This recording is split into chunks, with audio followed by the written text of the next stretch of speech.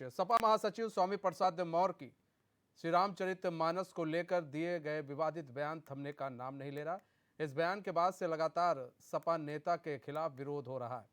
सत्ताधारी party Bharatiya Janata party समेत अन्य विपक्षी दल भी सपा का विरोध कर रहे हैं। अब शुक्रवार को बसपा सुप्रीमो मायावती ने रामचरितमानस प्रकरण को लेकर सपा पर हमला बोला है। बसपा सुप्रीमो ने कहा है कि देश में कमजोर व उपेक्षित वर्गों का रामचरितमानस व मनुस्मृति आदि ग्रंथ नहीं बल्कि भारतीय संविधान है, जिसमें बाबा साहेब डॉक्टर भीमराव अंबेडकर ने इनको शूद्रों की नहीं बल्कि SC ST व OBC की संज्ञा दी है। अतः इन्हें शूद्र कहकर सपा इनका अपमान न करे तथा न ही संविधान की अवहेलना करे।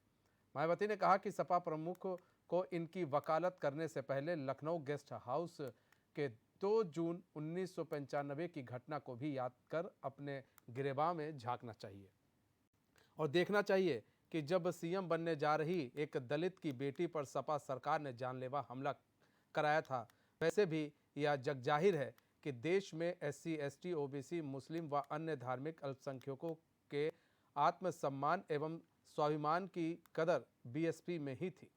बसपा सुप्रीमो ने आगे कहा कि देश के अन्य राज्यों की तरह यूपी में भी दलितों, आदिवासियों और OBC समाज के शोषण, अन्याय, नाइंसाफी तथा इन वर्गों में जन्मे महान संतों, गुरुओं व महापुरुषों आदि की उपेक्षा एवं तिरस्कार के मामले में कांग्रेस, भाजपा व समाजवादी पार्टी भी कोई किसी से कम नहीं। वैसे भी यह जगजाहिर है कि देश में SC ST OBC मुस्लिम व अन्य धार्मिक अल्पसंख्यकों आदि के आत्मसम्मान व स्वाभिमान की कद्र BSP में ही हमेशा से निहित व सुरक्षित है, जबकि बाकी पार्टियां इनके वोटों के स्वार्थ की खातिर किस्म किस्म की नाटकबाजी की ज्यादा करती रहती हैं। मायावती ने रामचरितमानस पर सपा पर हमला बोला। और आपको बता दें, एक बार फिर से स्वामी प्रसाद मौर्य ने प्रेस कॉन्फ्रेंस कर एक विवादित बयान दिया है, वो भी आपको जल्दी से सुनवा देते हैं।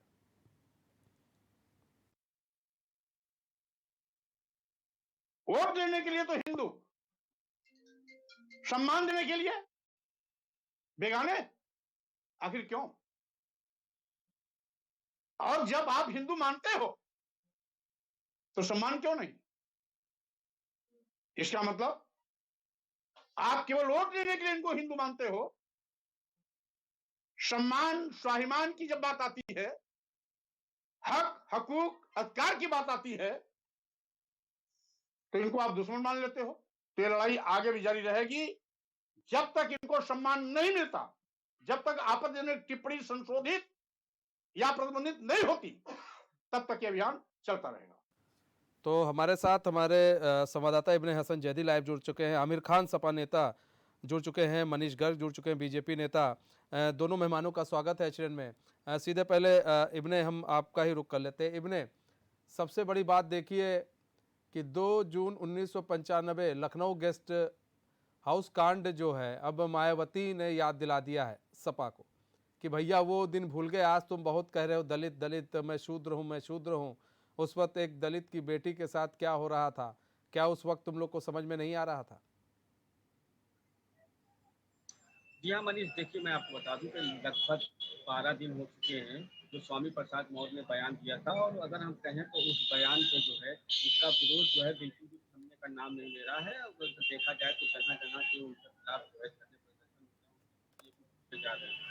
वहीं अगर हम आगे इस पे थोड़ा सा और बढ़े तो इसमें आप ये देखें कि जब स्वामी प्रसाद मौर्य ने ये बयान दिया था तो उसके बाद जो है इस बयान का समर्थन जो है समाजवादी पार्टी के राष्ट्रीय अध्यक्ष अखिलेश यादव ने भी किया था। और उन्हीं ने खुद को एक पत्रकार से अपने आप को शूद्र कहला रहे थे कि मैं भी शूद्र हूँ। तो उसी को जो है आज अगर हम बात करते हैं तो बसपा सुप्रीमो मायावती ने एक के बाद एक 4 ट्वीट किए हैं और ट्वीट करके समाजवादी पार्टी के जो राष्ट्रीय अध्यक्ष हैं इन पर जो है सीधा निशाना साधा है। और उन्हीं ने कहा है कि शूद्र कहकर अपमान न करें, क्योंकि बाबा साहब ने इनको SC ST का दर्जा दिया था।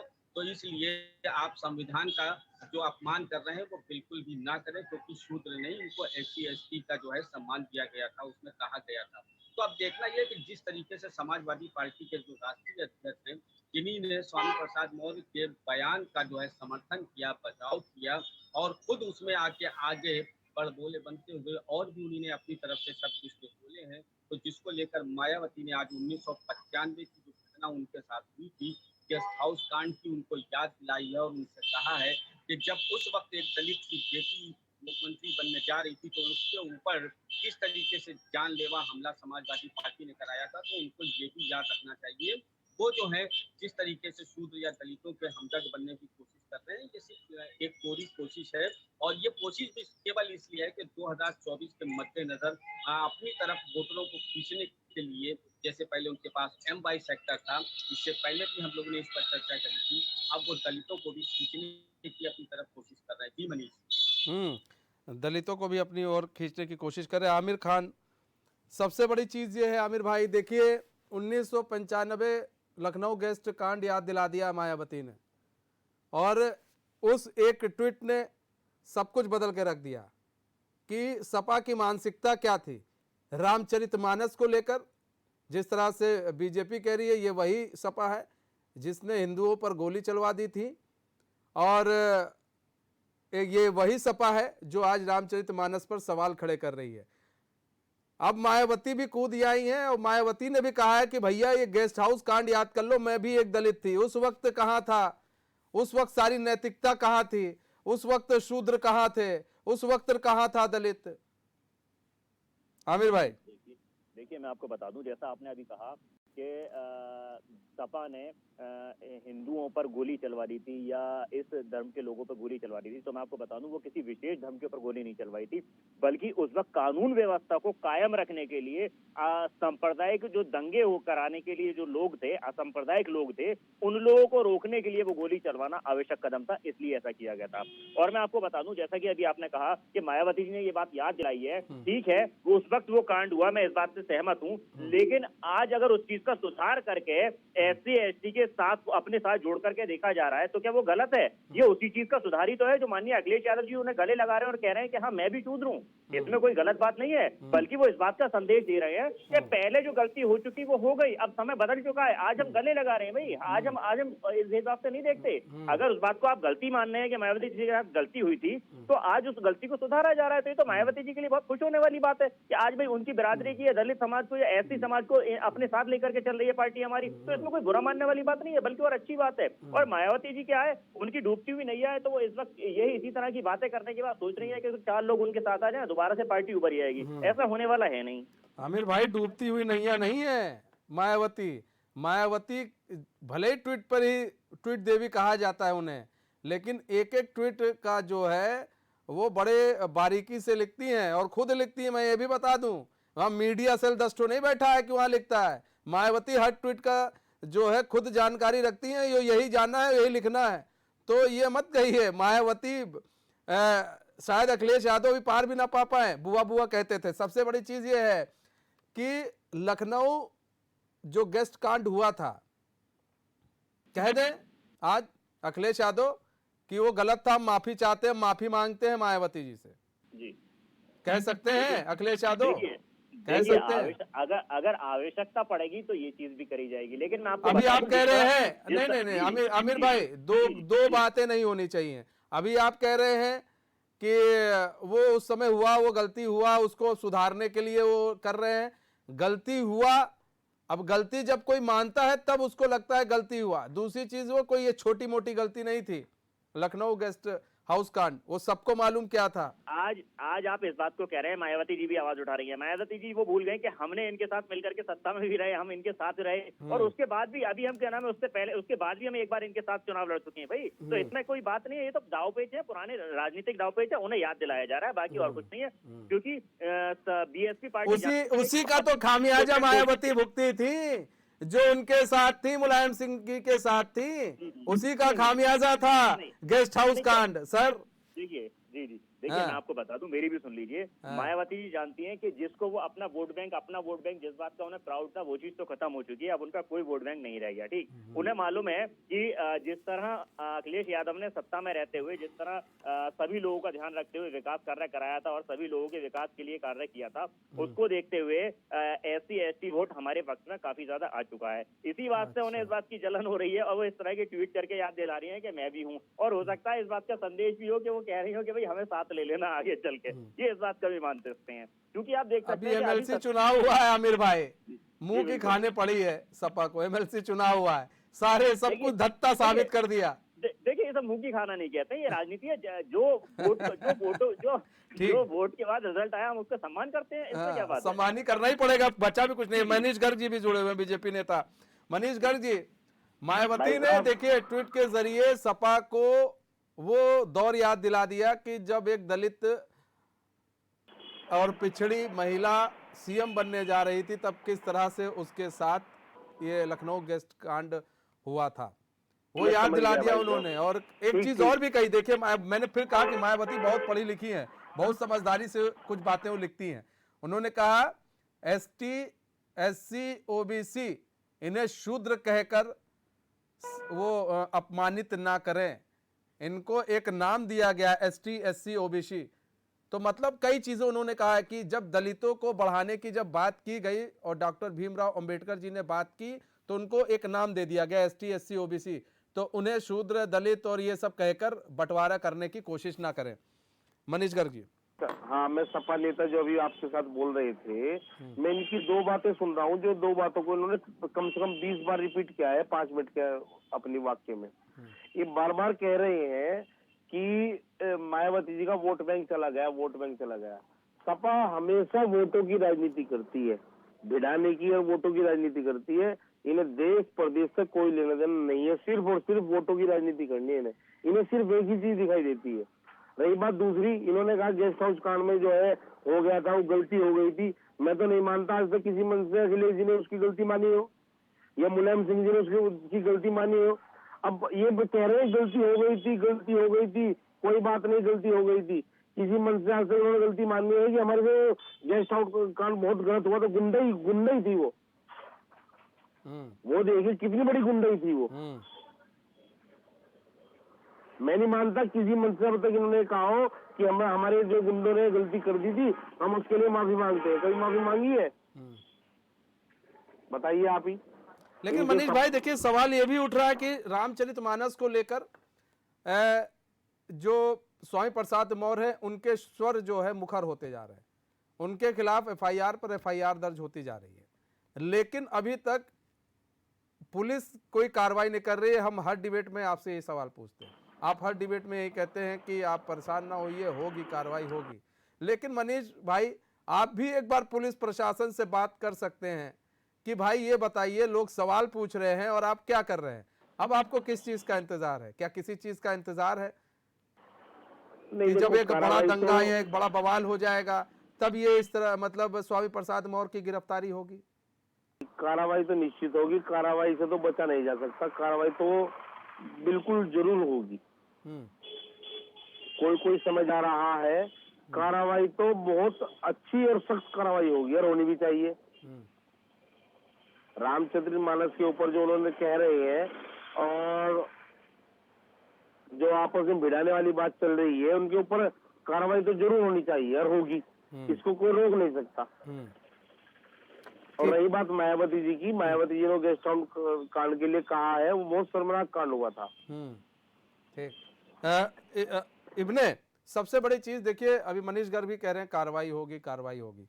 एक मतलब हमने सुना था शिवपाल यादव को एक टाइम, अभी कुछ दिन पहले ही, कि 100 गलती, जब ये ट्विटर वार को लेकर, सोशल हैंडलिंग को लेकर जब वार चल रहा था कि 99 गलती है, 100वीं गलती होगी तो माफ नहीं की जाएगी।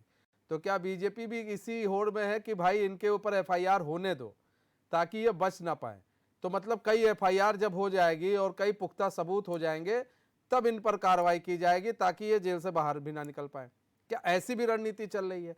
वहीं दूसरी तरफ स्वामी प्रसाद मौर्य जो है, वो इंसान जो है लगातार धर्म ग्रंथ की वो आलोचना कर रहा है। आज उसने कहा प्रेस कॉन्फ्रेंस करके कि तथा कथित रामचरितमानस में मैं उसका विरोध करता हूं। वो कौन होता है कहने वाला तथा कथित? देखिए मनीष जी, मैं आपको बता दूं कि 12 दिन पहले जो इन्होंने अपना बयान दिया था स्वामी प्रसाद मौर्य ने, वो बयान पे जो बवालबाजी चली तरीके से राजनीति शुरू हो गई है और राजनीति बखूबी उस पर चल रही है। सभी पार्टियां जो है इस पर राजनीति कर रही है, क्योंकि 2024 जो है वो नजदीक है। उसके मद्देनजर जो है जिस तरीके से राजनीति हो रही है वो हो रही है। लेकिन स्वामी प्रसाद मौर्य की अगर बात करें तो स्वामी प्रसाद मौर्य ने जो है इस पर अभी तक कोई भी गिल्टी अपनी फील नहीं करी है, और ना ही कोई ऐसा उनका बयान आया है कि जिस बयान से वो बताएं कि मेरे से गलती हो गई है, हम इस बयान को शर्मिंदा है, हम वापस लेते हैं, हमारा कहने का मकसद कुछ और था, जैसा कि अक्सर हम नेताओं के बयानों में देखते हैं। लेकिन अगर हम बात करते हैं, जैसे अभी आमिर साहब जो बैठे हुए हैं, समाजवादी पार्टी के प्रवक्ता हैं, ये कह रहे थे कि 1995 में जो घटना हुई उसके बाद से जो है दलित वोटर इन्हीं के साथ है, लेकिन अब हम जो है उनकी तरफ जा रहे हैं, उनको अपना बना रहे हैं। तो शायद ये भूल गए हैं, अगर 1995 में वो गलती हुई तो दलित वोटर की बात करते हैं तो दलित वोटर अगर किसका है तो वो भारतीय जनता पार्टी की तरफ गया है, इनकी तरफ नहीं आया। लेकिन 1995 के बाद अब आपको याद आई है दलित वोटर की, SC ST की, अब आपको याद आई है 1995 के बाद, तो आखिर इतना समय आपने क्यों लगा दिया कि अब आपको याद आ रही है? तो क्यों ना इसको जो है 2024 में चुनाव के मद्देनजर ही देखा जाए कि आप भी अब MY फैक्टर से निकल कर जो है वो दलित की, OBC की, SC ST की राजनीति करना चाह रहे हैं, क्योंकि बहुत समय हो गया। आपको तभी उनको अपना बना लेना चाहिए था, आपने पहले उनको अपना क्यों नहीं बनाया?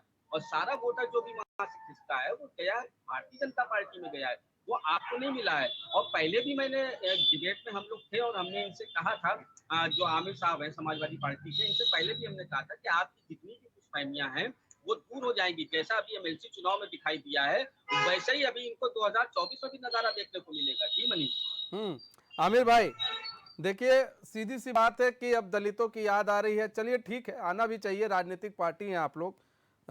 लेकिन अगर आप वोटों की बात करेंगे आमिर भाई, तो जो वोट सपा को मिलते हैं उसमें इजाफा दलितों का नहीं हुआ है, ये आप भूल जाइए। क्योंकि 19% वोट जो मायावती का है दलितों का, वो तो उत्तर प्रदेश में रहता ही रहता है। उसमें अब कुछ थोड़ा बहुत जब से चंद्रशेखर रावण आ गए हैं थोड़ी बहुत इधर उधर हो जाए, वरना 19% वोट रहता ही रहता है। वरना जो कुछ वोट है वो फिर खिसक कर चला जाता है, या तो फिर कांग्रेस की तरफ, या तो फिर चला जाता है वो आपका बीजेपी की तरफ। तो ये तो अभी भूल जाइए, क्योंकि M फैक्टर पर हमेशा चली है आपकी सपा, और अब SSO की फैक्टर पर चलने जा रही है सपा। वो चाह रही है कि हम SSO के फैक्टर पर चले ताकि इनको साधने की कोशिश करें। अब इनको साधा कैसे जाएगा? जब हिंदुओं को तोड़ा जाएगा तब इनको साधा जाएगा।